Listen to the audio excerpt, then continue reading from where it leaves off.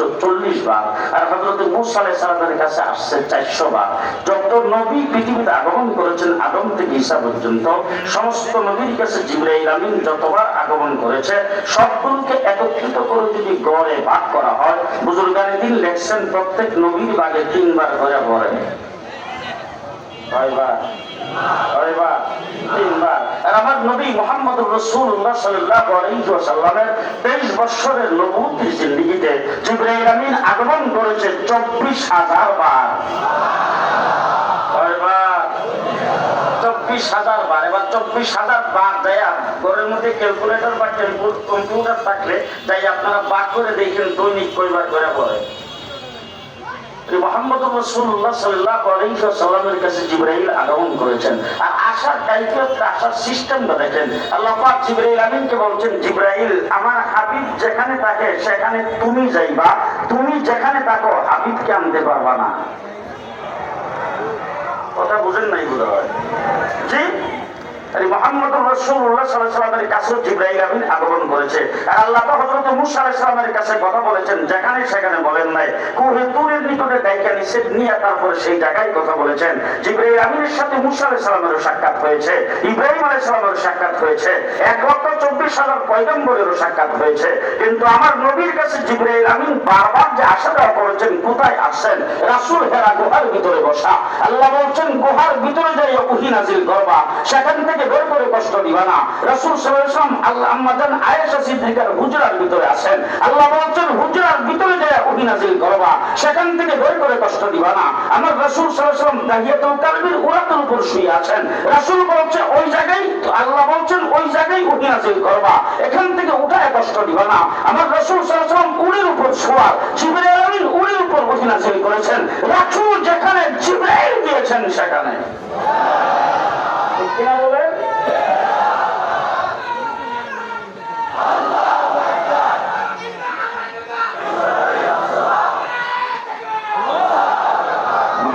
রাসূলুল্লাহ সাল্লাল্লাহু আলাইহি ওয়াসাল্লাম আজকে আপনাদের এলাকায় নাই, কিছু সংখ্যক এলাকায় কিছু মানুষ আছে যারা মিলাদ পড়ে রাসূলকে টান্দা মিলাদ মাহফিলে নিয়ে আসে। আপনাদের এলাকায় নাই, আছে কিন্তু অনেক জায়গায় আছে না? ইয়ানবী সালাম আলাইকা করে কিছু খিচুড়ির ব্যবস্থা করে, কিছু পায়েসের ব্যবস্থা, কিছু জিলাপির ব্যবস্থা করে মদিনার রওজা থেকে উঠায় রাসূলকে তুমি নিয়ে আসো এখানে। আর তোমার মতো এত বড় বিয়াদব আসমান জমিনের কোথাও পাওয়া যাবে না। জিবরাইল আমিন রাসূল যেখানে জিবরাইল গেছে, কথা আসতে তো রাসূল যেখানে জিবরাইল সেখানে। আরে রাসূল মক্কায় কোরআন নাযিল হয়েছে মক্কি, রাসূল মদিনায় কোরআন নাযিল হয়েছে মাদানী। মুহাম্মদুর রাসূলুল্লাহ সাল্লাল্লাহু আলাইহি ওয়াসাল্লাম যেখানে জিবরাইল কোরআন নিয়ে সেখানে হাজির হয়েছেন। ঠিক কিনা বলেন? মুহাম্মদুর রাসূলুল্লাহ সাল্লাল্লাহু আলাইহি ওয়াসাল্লাম নবী, আর অন্যান্য নবীও নবী। যত নবী আল্লাহ দুনিয়াতে প্রেরণ করেছেন সমস্ত নবীকে তার নবুয়ত প্রমাণের জন্য আল্লাহ পাক অলৌকিক ঘটনা মুজিজা দান করেছেন। কোন কোন নবীকে মুজিজা দিয়েছেন একটা, কাউকে দিয়েছেন 3টা, কাউকে দিয়েছেন 5টা। যেমন হযরত মূসা আলাইহিস সালামের হাতে আল্লাহ পাক লাঠি দিয়েছিলেন। হযরত ঈসা আলাইহিস সালামকে জন্ম অন্ধ ভালো করা, মৃত্যু ব্যক্তিকে জীবিত করার মুজিজা দান করেছিলেন। এমন ভাবে আল্লাহ পাক হযরত সুলাইমান আলাইহিস সালামকে সিংহাসন দিয়েছিলেন। এবং ভাবে হযরত আদম থেকে ঈসা পর্যন্ত যত নবী আগমন করেছেন সমস্ত নবীর নবুয়ত প্রমাণের জন্য আল্লাহ পাক মুজিজা দান করেছেন। কাউকে একটা, কাউকে 2টা, কাউকে 5টা, কাউকে 3টা, সীমিত সংখ্যক মুজিজা, লিমিটেড মুজিজা। মুহাম্মদুর রাসূলুল্লাহ সাল্লাল্লাহু আলাইহি ওয়াসাল্লামের বালা যখন আসছে, আমার আল্লাহ তাবারক ওয়া তাআলা রাসূলকে মুজিজা দান করেছেন। আল্লাহ পাক বলেছেন, ও নবী, ও আমার হাবিব, অতীতে যত নবীকে যত মুজিজা দান করেছি সমস্ত নবী আদম থেকে ঈসা পর্যন্ত সমস্ত নবীর মুজিজাগুলি একত্রিত করে বুজুর্গানে দিন লেখছেন যদি গড়ে ভাগ করা হয় প্রত্যেক নবীর ভাগে 3টা করে পড়ে। আমার নবীর বালা যখন আসছে আল্লাহ পাক বলছেন, ও আমার হাবিব, আপনার জন্ম থেকে মৃত্যু পর্যন্ত সারাটা জিন্দেগি হলো মুজিজা, মাথা থেকে পায়ের পাতা পর্যন্ত গোটা শরীরটাই মুজিজা। হিসাব নাই, বেহিসাব মুজিজা। হিসাব মুজিজা। আমার রাসূল এখনো পৃথিবীতে আসেন নাই, মুজিজা শুরু। আপনারা ঘুমান নাই তো? রাসূল এখনো পৃথিবীতে আসেন নাই, মুজিজা শুরু। আম্মাজান আয়েশা, আম্মাজান হযরত রাসূল সাল্লাল্লাহু আলাইহি ওয়াসাল্লামের মা আম্মাজান আমেনা রাদিয়াল্লাহু তাআলা আনহা, তা আমেনা, হযরত আমেনাকে একদিন তার শ্বশুর আব্বা আব্দুল মুত্তালিব উনি যে নিজের বেগমকে বলতেছেন, আসো দেখি বৌমাকে একটা কথা জিজ্ঞেস করতাম। আব্দুল মুত্তালিব গেছে বৌমার কাছে, বৌমা কেডা? মা আমেনা। যাইয়া জিজ্ঞেস করতেছে, বৌমা তোমার সম্পর্কে একটা কথা মানুষ জায়গা জায়গায় আলোচনা করতেছে। বলে, আব্বা কি আলোচনা? বলে, তুমি নাকি খুব দামি আতর, দামি সুগন্ধি, দামি সেন্ট ব্যবহার করো, পাইলা কো? কোথায় পাইলা? তার কারণ হলো তুমি বিধবা, আমার ছেলে দুনিয়াতে নাই, তোমার পেটে বাচ্চা, তুমি এত সুগন্ধি কোথার থেকে পাইলা যেটা সম্পর্কে মানুষ জায়গা জায়গায় সমালোচনা করে? তা আমি তো কুরাইশের লিডার, আমি তো মক্কার মুতাওয়াল্লি, বাইতুল্লাহর মুতাওয়াল্লি, আমার তো এগুলো শুনলে খারাপ লাগে, তুমি বলো তো দেখি কোথার থেকে পাইলা? মা আমেনা চোখের পানি ছেড়ে দিয়ে বলছেন, ও শ্বশুর আব্বা, আমি কি করব? যেদিন থেকে সন্তান আমার পেটে গেছে ওই দিন থেকে আমার শরীর থেকে মেশকে আম্বরের সুঘ্রাণ বের হইতে শুরু করে। মুহাম্মদ রাসূলুল্লাহ সাল্লাল্লাহু আলাইহি ওয়াসাল্লামের মা আমেনা আব্দুল মুত্তালিবকে ডাক দিয়ে বলে, ও শ্বশুর আব্বা, শুধু তাই না, শরীর থেকে সুঘ্রাণ বের হয়, শুধু তাই না, যেদিন থেকে সন্তান পেটে গেছে ওই দিন থেকে ঘর থেকে বের হয়ে যখন শক্ত পাথরের মধ্যে পা দেয়, পাথরটা রুই তোলার মতো নরম হয়ে যায়। ও শ্বশুর আব্বা, যেদিন থেকে সন্তান পেটে গেছে ওই দিন থেকে আমি যখন ঘর থেকে রুদ্রের মধ্যে বের হয়, কোথার থেকে যেন আমার মাথার উপরে আকাশের মেঘ আইসা ছায়া ধারণ করে।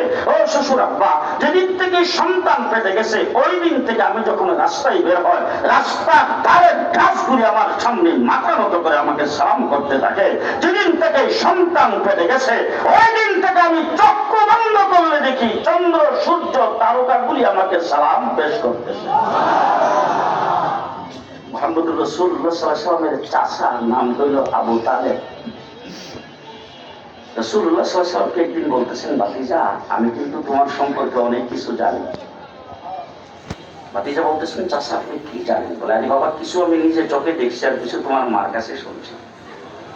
বলে, কি দেখলেন আর কি শুনলেন? বলে, তোমার মা বলছে যেদিন তুমি জন্মগ্রহণ করেছ ওই দিন তোমার মার কফিতে তেল নেই। আপনার ডিজিটাল যুগের মানুষ কফি ছিলেন না তো?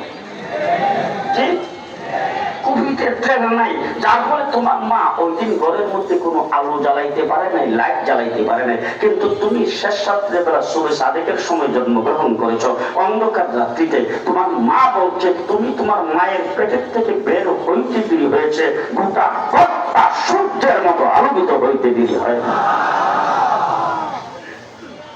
আবু তালেব বলতেছেন, ভাতিজা আরো জানি। বলে, চাচা আর কি জানেন? বলে, আরো আশ্চর্য খবর তোমার মার কাছ থেকে শুনছি। অন্যান্য মা সন্তান যখন জন্মগ্রহণ করে তো ডেলিভারি কেসে কিন্তু অনেক মহিলা মারাও যায়। তোমার মা বলছে তুমি যখন জন্মগ্রহণ করেছ তোমার মার নাকি কোনো কষ্ট হয়নি। বলে, চাচা আর কি শুনছেন? বলে, আরো আশ্চর্য খবর শুনছি। অন্যান্য সন্তান যখন জন্মগ্রহণ করে তখন মায়ের পেটের থেকে বের হওয়ার পরে তার নাভির নাকটা মায়ের নাকের সাথে সংযোগ থাকে, এটা ব্লেড দিয়ে কেচি দিয়ে কাটতে হয়। কিন্তু তোমার নাক কে যেন মায়ের পেটের থেকে কাইটা ক্লিন করে তারপরে বের করে দিয়েছে। চাচা আর কি শুনছেন? বলে, আরো আশ্চর্য খবর শুনছি। বলে, এই আশ্চর্য খবরটা কি? বলে, আশ্চর্য খবরটা হলো অন্যান্য সন্তান যখন জন্মগ্রহণ করে তখন তার শরীরের মধ্যে রক্ত পানি লেগে থাকে, যেটা খুব দুর্গন্ধ ছড়ায়। কিন্তু আল্লাহ, তুমি যখন জন্মগ্রহণ করেছ তোমার মা বলছে কে যেন তোমার মায়ের পেটের থেকে তোমাকে গোসল করাইয়া, ধৌত করাইয়া, ক্লিন করে তারপরে বের করে দিয়েছেন।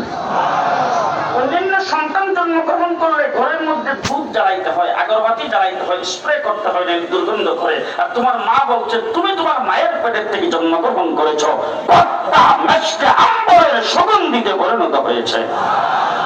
চাচা বলেন, আর কি? বলে, আরো আছে। বলে, কি চাচা আর কি শুনছে? বলে, আরো আশ্চর্য খবর শুনছি। অন্যান্য ছেলে সন্তান জন্মগ্রহণ করলে তাদেরকে দুনিয়াতে আসার পরে তারপরে খতনা করাইতে হয়, মুসলমানি করাইতে হয়। তোমার মুসলমানি কে যেন মায়ের পেটের থেকে করে তারপরে বের করেছেন। আর কি শুনছেন? বলে, আরো আশ্চর্য খবর শুনছি।